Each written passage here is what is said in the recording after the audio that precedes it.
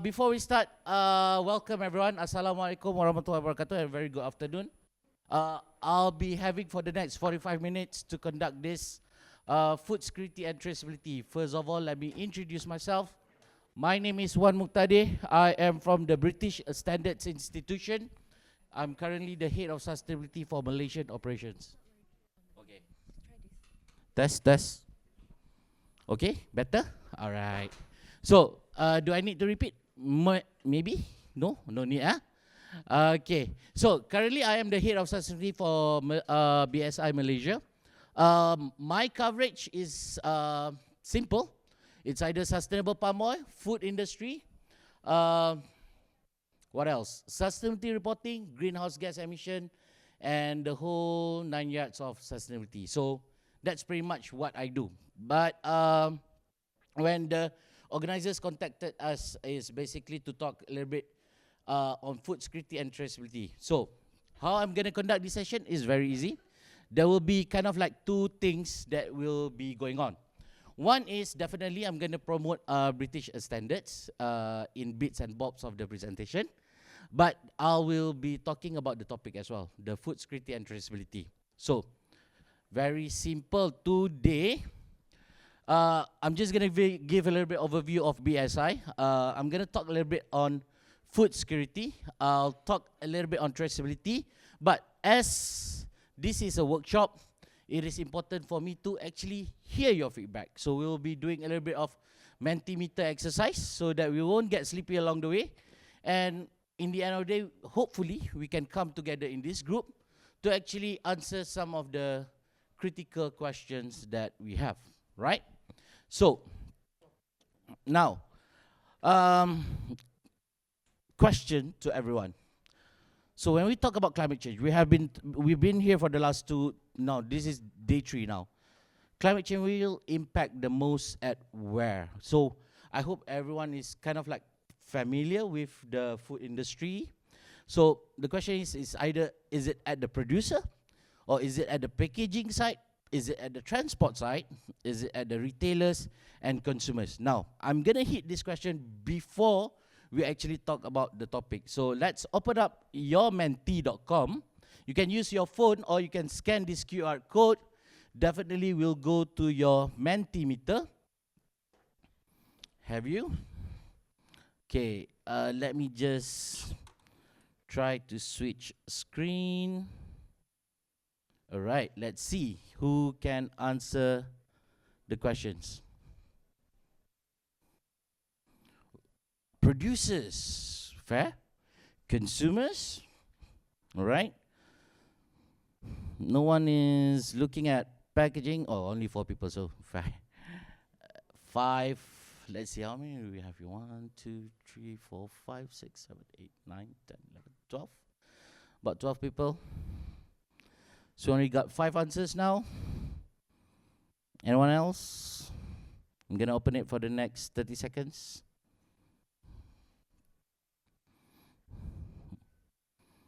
Okay.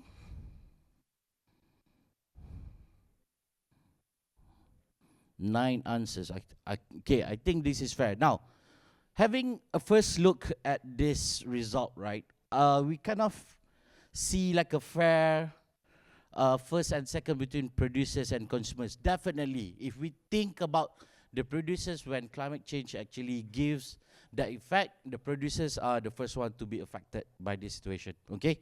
They will not be able to harvest their crops, they will not be able to, get the right yield, the production that they need to supply those foods to the consumers. And of course, when this is affected, you will have that shortage of supply to your table. So it comes back to the questions of farm to fork.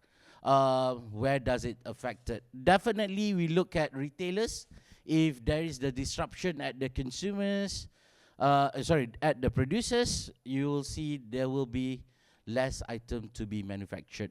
And then, of course, packaging themselves, the materials to create the packaging will be also impacted by the climate change. Transport, definitely, if there's flood, you cannot get your lorries in. You cannot get, for example, your oil for your cooking oil and stuff to go to point A to point B. So that's that. But let me continue.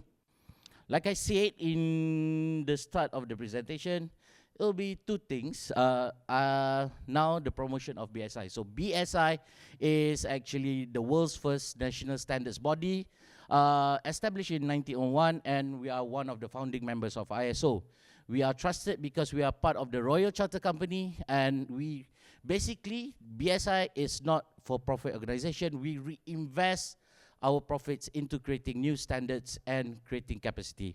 Of course, we are specialists in terms of training, certification, giving software solutions, supply chain solution as well. But the most important thing, BSI is also a thought leader in terms of, creating the standards. If you are so familiar with the standards that you have today, the 9001, the 14001, 45,000, health and safety, yeah, we are behind all those standards, all right? And of course, for BSI Malaysia, we have three things very special for us. We are a knowledge solutions. Basically, we are a training center. We give assurance services, meaning that we are also an auditor. And we have regulatory services whereby we look after your medical device, issues of artificial intelligence and product certification.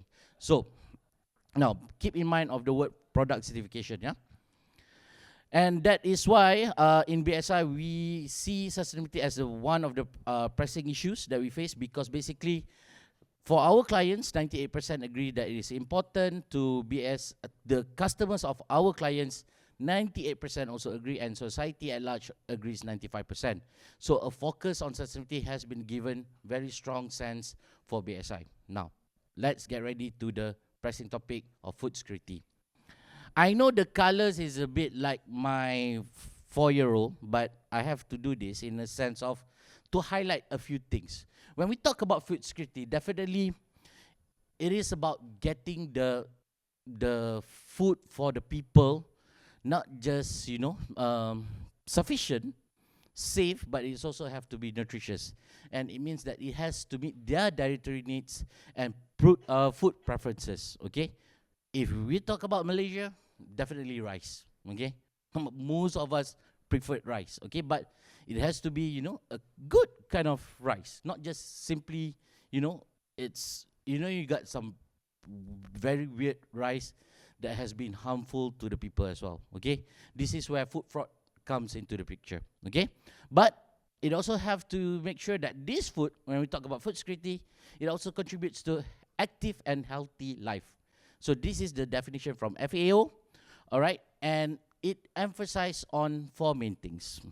It has to be available, okay? It means has sufficient. Just now, we look at if climate change is affecting the producers. So this will affect the sufficiency. Then we will have to talk about access, having the resource, either economic or physical, to obtain nutritious food. So we look just now, there is the elements where you vote for transport, okay? Your access to food is being disrupted because of climate change. Now look at it at this point. And then you talk about utilization, okay? How you utilize, biological use of food, ensuring that the food is nutritious and properly prepared. Packaging. Just now we see packaging in the Menti. So it comes together. Now I'm linking everything here. And the last thing is stability, consistent access to food over time, not disrupted by economic or environmental shocks. So this one also comes back to the consumers, okay? The consumers, there's a supply and demand. If the consumers keep on asking for it, you can still produce it. So the stability also comes from the consumers, right? Clear on that? So let's talk about traceability. Where does this idea of traceability comes from, okay? Let's go to the very basic. 15 years ago when I entered the world of sustainability, the traceability is very simple. From one country to another country, that's it. I just want to know where my food comes from. That's why you see in your mangoes, suddenly you got your mangoes made in, Sri Lanka or Vietnam or wherever, right? So, again, this is just my graphics, not representing any realities. But if we look at it, right? For example, palm oil, right? Palm oil, it can comes from Malaysia, Indonesia, Vietnam, Thailand, and not Philippines. Yeah, Philippines as well. And it goes to the certain country, to the US, to the Europe, China, and India. Okay? That's your basic traceability. But then this is where your stakeholders demand more. It evolves.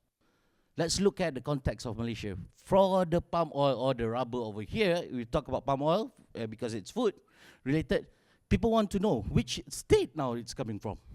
Is it Pahang, Johor, Negeri Sembilan, Terengganu, and Malacca?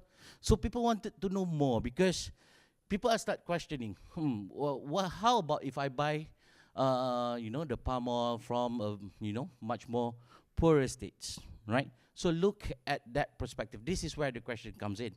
And then it evolves some more. It became more harmful for us to think about because not just the state, all right? It goes to what are the proportion from the state that comes all of these products. So it breaks down even more.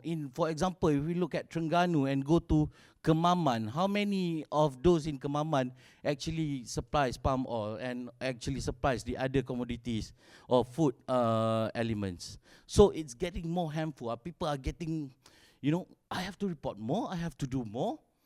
And it comes to the point of, is it become possible to even know up to the estate level? Now, for example, if I'm taking here palm oil, right?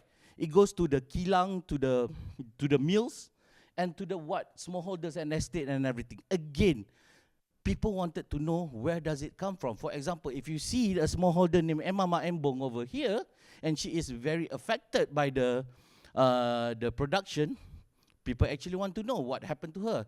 Has her livelihoods has been improved because of this buying and purchasing. So it becomes really, really harmful. But kind of like what I am seeing just now. Okay, but if we were to lay it out nicely, in a sense, it's just simple. It's from the estate to the mill to the state to the province to the state to the country and to the receiving country. And from there, you can see who are the manufacturers, retailers, and consumers. So we have covered traceability. I've talked about security. But actually, the key over here to make sure that these things are really well taken care of is the certification process. Is where the checking, the verification, the assurance process comes into the picture. And where we think that certification sits is at these areas.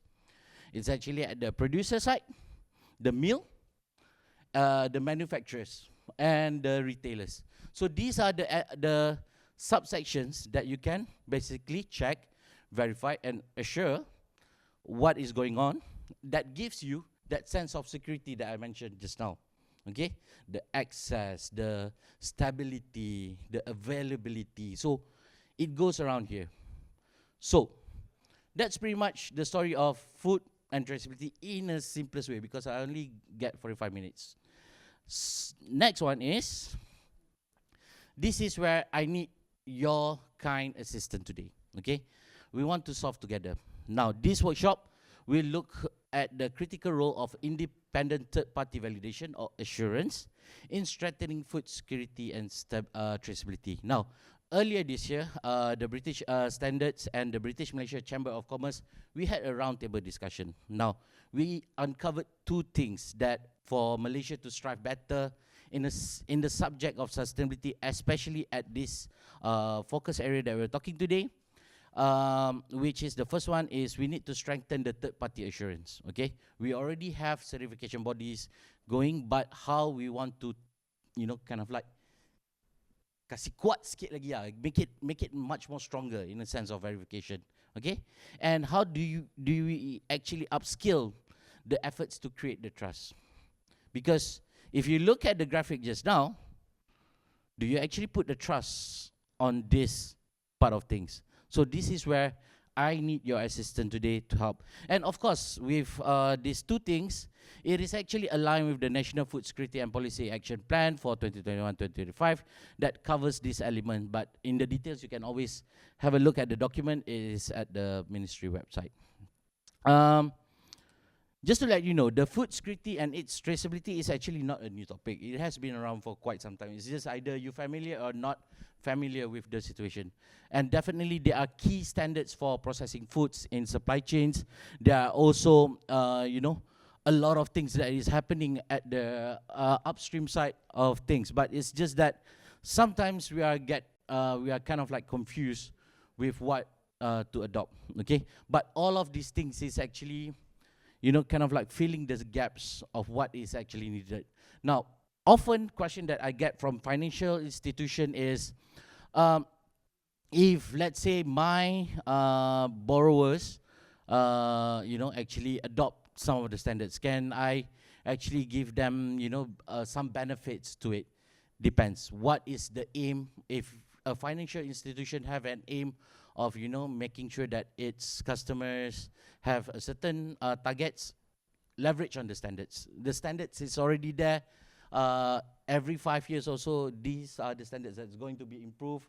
You got your obvious one, even the greenhouse gas standards and everything. Everything can be looked into. Same goes with food. It is, you have a lot of the food standard. You have the FSSC, you have the HACCP, you have the RSPO certified oil, MSPO certified oil, you have the global gap and all those whatnot. So have a look at it.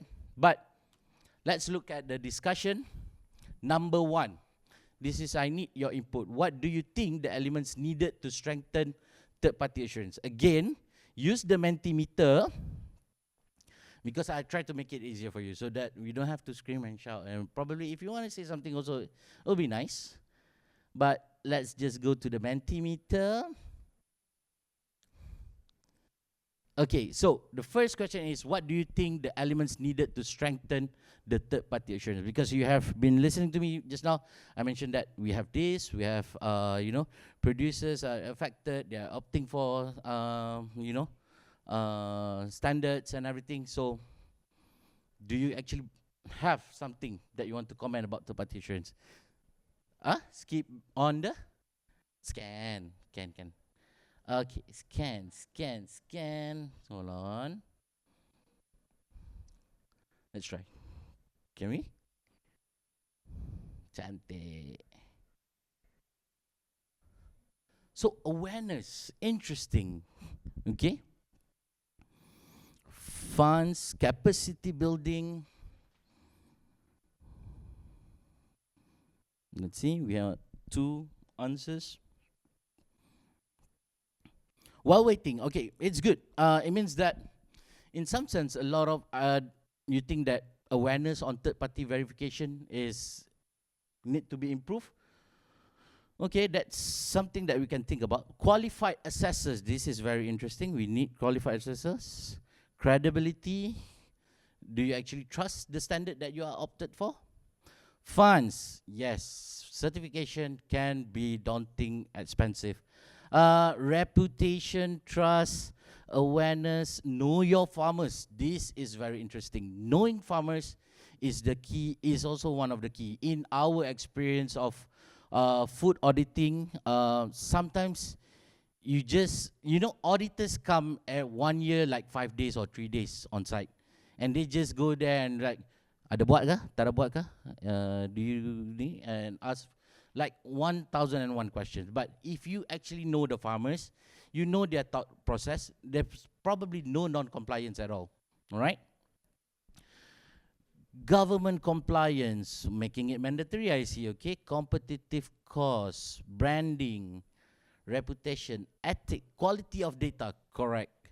Most of the third-party assurers that we have outside there did not disclose the data properly. It's either when you extract the reports, it will be in PDFs, not so much that you can extract on. And sometimes what is written in the audit report is also a question mark. Because, again, there are 2 schools of thoughts when it comes to auditing on food, which is one in a very management system and one is based on production. Yield, crop, does it make sense? So have a look on those perspectives. Trust is also a key over here, correct? Nice, okay. So, again, I'll look at this answer and then I'll share with the organizers. Hopefully the organizers will send back to you whatever, you know, love story that I'm gonna write based on these results. Okay, the next question that I'm gonna get from all of you is basically, how can we upskill the efforts to create more trust? Because just now we see trust. Trust is cropping up as quite high. I have basically, you know, pulled out 6 elements that we talk about in the food industry. Okay, recent elements. The first one is blockchain technology for supply chain transparency. Second is we talk about data sharing platforms for real-time traceability. So it means that if I'm buying, definitely I see some codes or license number, I key in my laptop, and I can see the traceability immediately, okay? Governance, regulations, and enforcement, all right? Do we need more regulations and enforcement to making this a mandatory thing? Consumer education and awareness. Are we not enough in terms of educating our consumers in terms of this topic? Technological integrations, farming, Internet of Things, sensors. Interesting. We start looking at certain estates now that have sensors that actually collect their productions, crops, right? Partnership between private sectors, NGOs, and governments. In line with the last SDG, anyways, on this. So let's see, we have 4 people answering this. And it looks like data sharing platforms is leading the chart for real-time traceability. Interesting. Should be, our session should be done before the IT guys just now. So at least we can tell them, hey, you need to do this. Anyway, let's see, we have 6 responses over here. Data sharing is still on top, followed by in terms of consumer education and awareness. Again, these quadrants is basically you want to see how much effort that needs to be put and what is the impact of those things. So 9 respondents. We are seeing some changes over here. Government regulations and enforcement comes into the picture. Interesting. I'm looking at as though as blockchain technology and supply chain transparency is not there yet. Probably after this, we can open up a little bit of discussion to see some views on this. All right, 11 response. Just now we got 12. Probably just one more person waiting to answer the questions. Okay. All right, I'm gonna stop here and open up, basically, kind of like a feedback from all of you. So what do you think about this graph so far? Anyone would like to share their thoughts first? Anyone? Going once? Come on, let's make it interesting. Give me some thoughts so that I can stir fry my paper.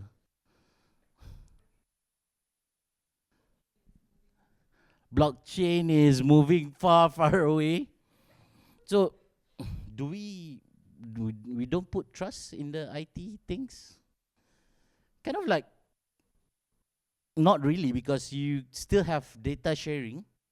You still need technology in a sense of things, but blockchain technology, what is the disruption about blockchain technology? Because basically you can create a better traceability, if I'm not mistaken. If we talk about blockchain,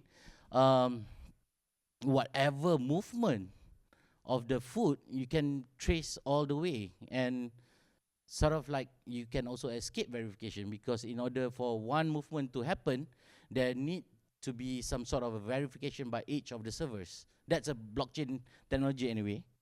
Or are we not really familiar with blockchain? How does it work? Yes.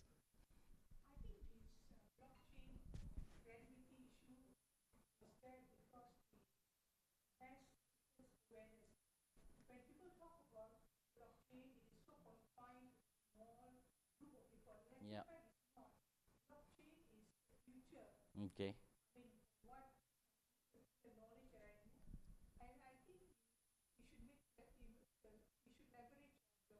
All right. True. Okay, cool. I mean, true. I kind of agree. The first time I discovered blockchain was the concept of blockchain was Bitcoin, basically, in 2012. It was so unfamiliar because it is basically we use for a transaction that so that we won't get caught by the police. Uh, sadly, the past is the past. But if we talk about food, right? If we talk about food, how I mean, a lot of things can be done. A lot of tremendous thing can be done. But question that I've been part of one of the task forces before in the IC Alliance, commodities such as palm oil. Um, can you really do a blockchain? If we talk about fruits, producing fruits, right? You can put a stamp and it can be digitalized all the way up to the table, okay? But in terms of oil, it breaks because when you break the bulk of the oil, it goes to the refineries, it goes to whatever processes that is needed. You lost that chain value. So again, probably awareness, correct, but it might not be suitable for certain food elements, food industry. Well, let's see about that. The future is waiting. Anyone would like to share their thoughts on what we are looking at the screen right now?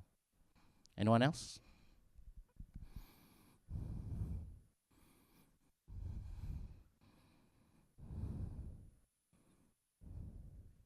But if in interestingly, actually, I just on the second thought, looking at this kind of like cluster, right?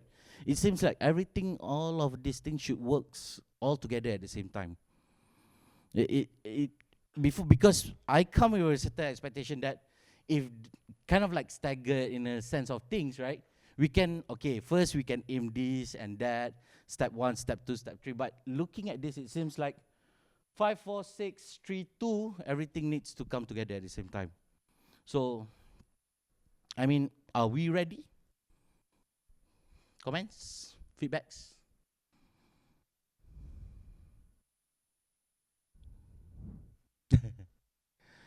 Okay, no. Alright, it's alright, no problem. Okay, just a little bit more. And of course, in the interest of time, so we have done the mentee. Again, I would like to emphasize there's a lot of voluntary scheme that is already available out there for the food industry. We have the global gap, okay, that looks at the good agricultural practices, not just how it is being practiced, but also on the social elements as well, the environmental protection as well.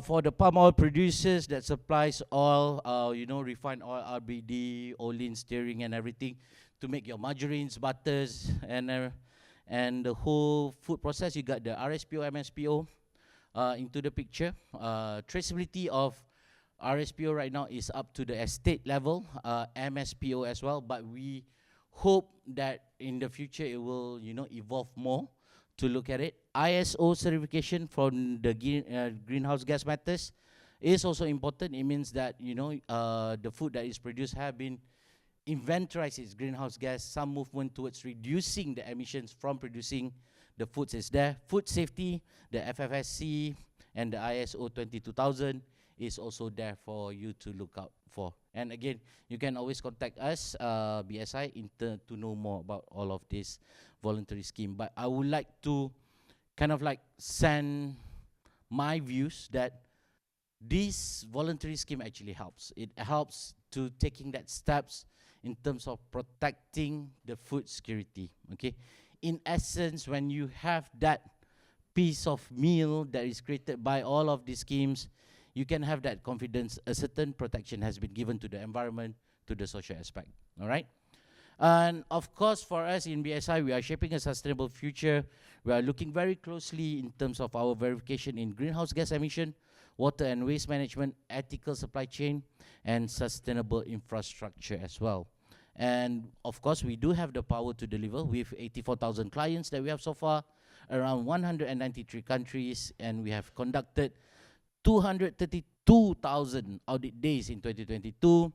200,000 delegates have been trained by BSI. So if you like to be trained in terms of knowing how to do the audits, to understand the certain subjects, you can always contact us on that. I will end the presentation is with some quotes, because I think any good presentation needs some quotes. When I started my sustainability world in 2010, I was introduced firstly by Silent Spring book by Rachel Carlson. I think she is the first one who talks about sustainability in the 70s. But one thing that transpires really well from the book was Only within the moment of time represented by the present century has one species, which is us, man, acquired significant power to alter the nature of the world. All right? So I hope everyone will have the power. Let's change the world, the nature of the world, as it should. All right? So with that, ladies and gentlemen, thank you so much. That is me on food security and traceability. Thank you.